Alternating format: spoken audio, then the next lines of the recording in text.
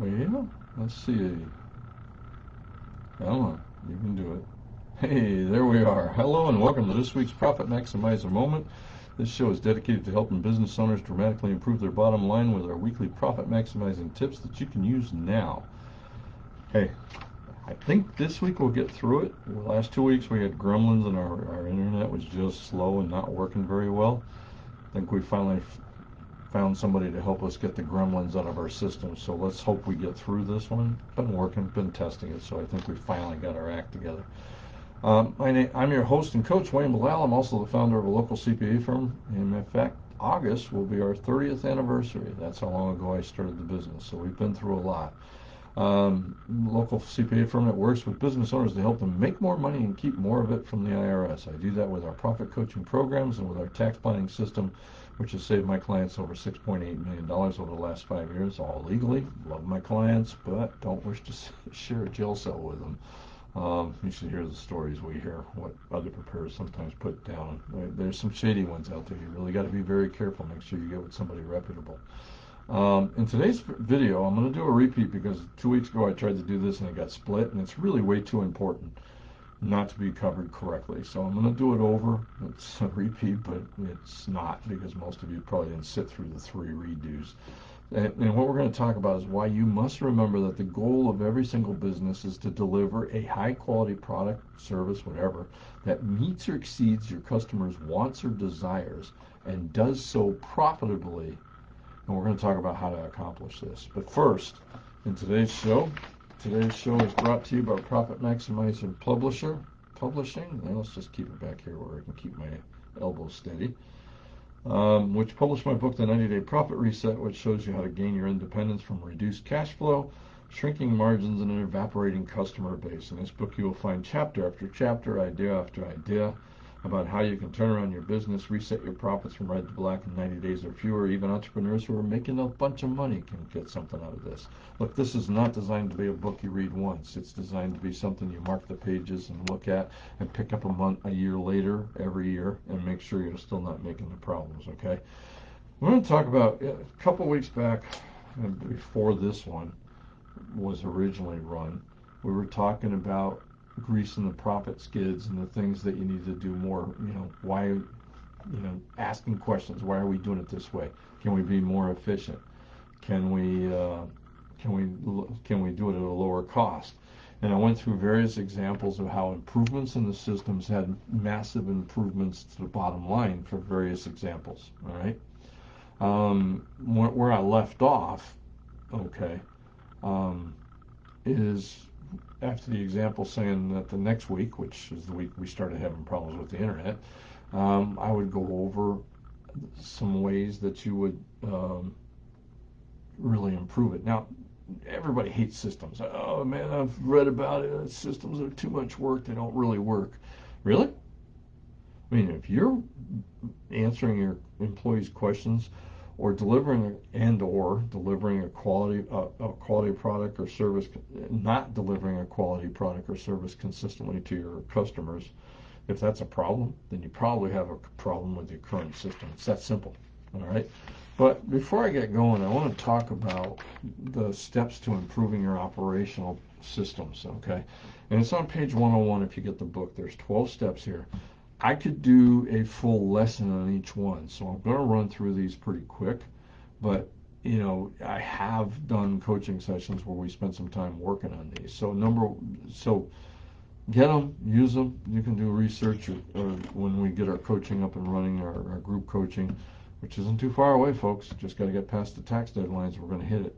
Anyways, so number 1, document all current systems. Number 2, create a special action project team whose only job is to improve system efficiency. Remember, I gave you examples of this at Coca-Cola when I was the chief financial officer and controller there, where we had a special operations system that saved enough money or created enough income, increased profits by more than what my whole department cost of 30 some odd people. All right. Easily, and in most years we did better than that by a factor of 5-10 times. Number 3, question everything. Why are we doing it this way? Can we do it more efficiently? Can we do it at a lower cost? Number 4, look at your industry norm and look for a model in a different but similar industry like what I did at the doctor's office. And that was in the example I gave where I saw the doctor lets the staff do just about all the work, but he comes in at the end and does the hard work, the selling, comes in and identifies the problem, puts together a plan of action, and then moves forward. That's what, the model that worked for me. Number 5, calculate your total activity-based cost to ensure you're focusing on your cash cows. Again, that's in a previous video. Make sure you look at it. We talked about cash cows and activity-based costing. Number 6, eliminate your hiring mistakes. Better, hire superstars from now on. Get good at hiring or find someone to help you. Number 7, train your employees to use the system. Number 8, create a process. We talked about that on systems because people are almost impossible to manage, but systems can be managed. So now, instead of saying, why the hell did you screw that up, which is an attack, your question is, how did this system fail us? What happened? How did this system allow this error? That's not a personal attack, it's an attack on the system. That's a big difference when you're managing employees, all right? Number 8, create a process for continuous and review and improvement of your systems. Don't allow something to work today may not work as well 5 years from now because your client base changed, your employees changed, you have more skill, technology's changed. You need to be adapting all the time. Number 9, this is one that people don't do enough of. Use hot tickets to identify and eliminate flaws, errors, and holes in your system. Again, you're attacking the system, improving the system. You're not attacking people. You're not attacking your employees. All right? So what's a hot ticket? A hot ticket's pretty simple. Every time there's something that I forgot to put do not disturb on this new phone that I don't know how to do. Let me see if I can. There we go. My bad. Every time. Sorry about that. New phones, and I don't know how to turn them off. That's what started the internet problem, by the way, getting the new phones. Every time there's an error or something that causes a problem for the customer, all right, you write down a ticket describing what the error was and how you solved it, but you then gather them and try to find, if you find 10 that are pretty much the same, that's a hint that you need to change your systems. 10, use internal controls to eliminate theft and fraud. That's huge. I've had multiple times where people had problems with that. Number 12, learn how to delegate effectively.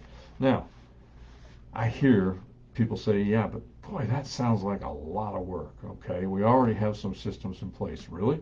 The common complaint I hear from my business coaching is that they spend all day answering employees' questions and fixing their mistakes. If you're nodding your head yes, then I'll contend you do not have systems in place. If you want to spend your valuable time where it's needed most, which is focusing on sales and delivering and profits, you have to eliminate those interruptions.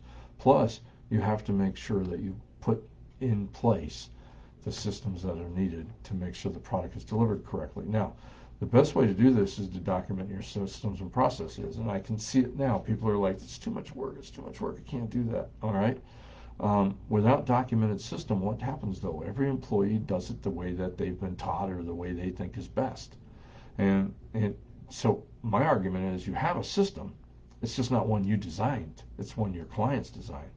So besides controlling the customer experience and creating consistent quality, like I said earlier, it's much easier to manage the employees because now you're managing the system, you're not managing the employees. Also, you have to believe that there's room for improvement. You have to be willing to do the work needed to document the system and then put in place a system for reviewing and updating them. So you have a system for reviewing and updating your systems.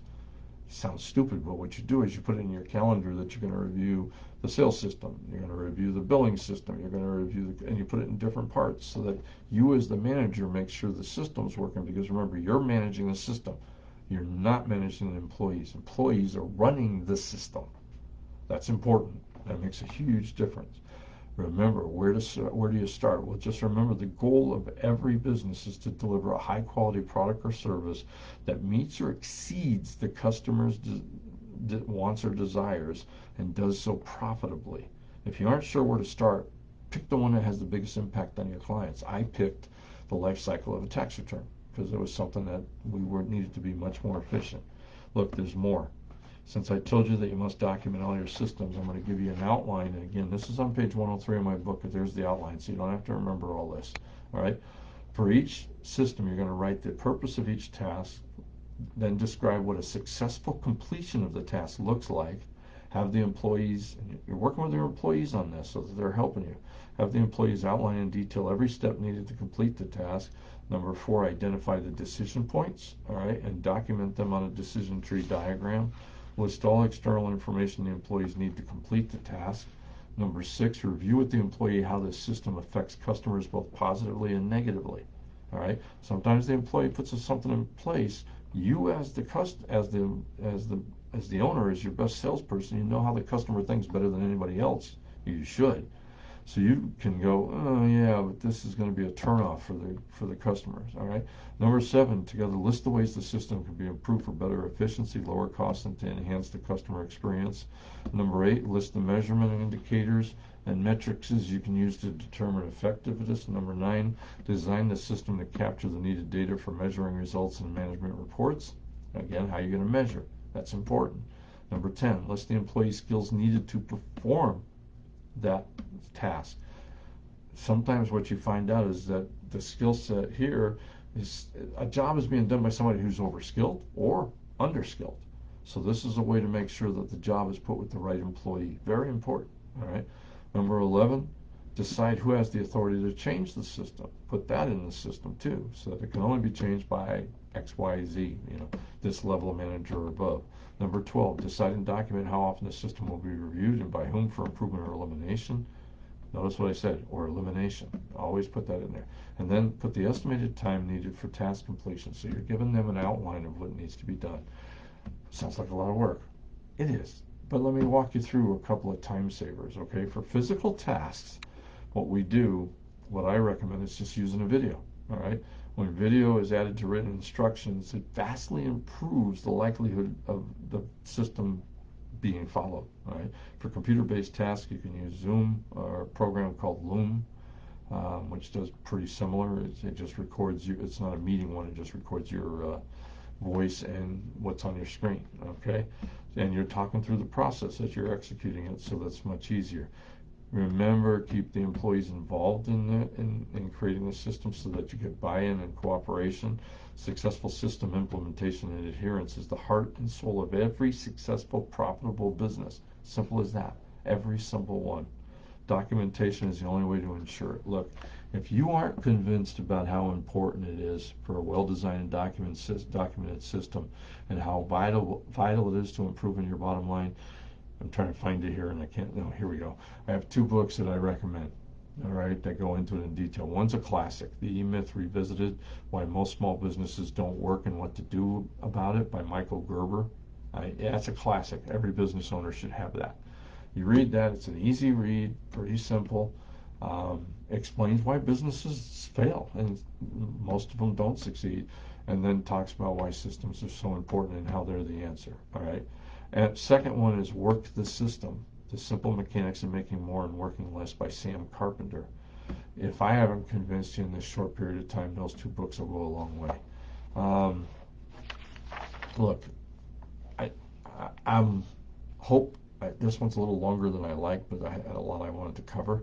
I usually try to come in under 10 minutes, and it's hitting the 14-minute mark. I covered a lot in here.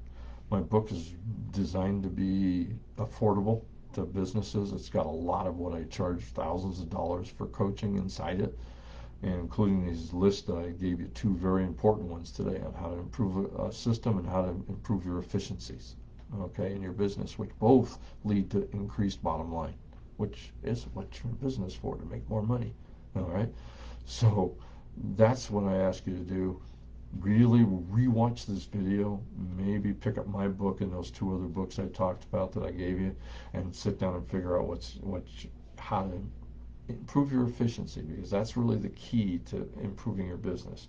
So thanks so much for listening. I'll see you next week with another Profit Maximizer moment, and until then, let's make this our most profitable year ever. Thank you very much, and hey, we made it through without a glitch.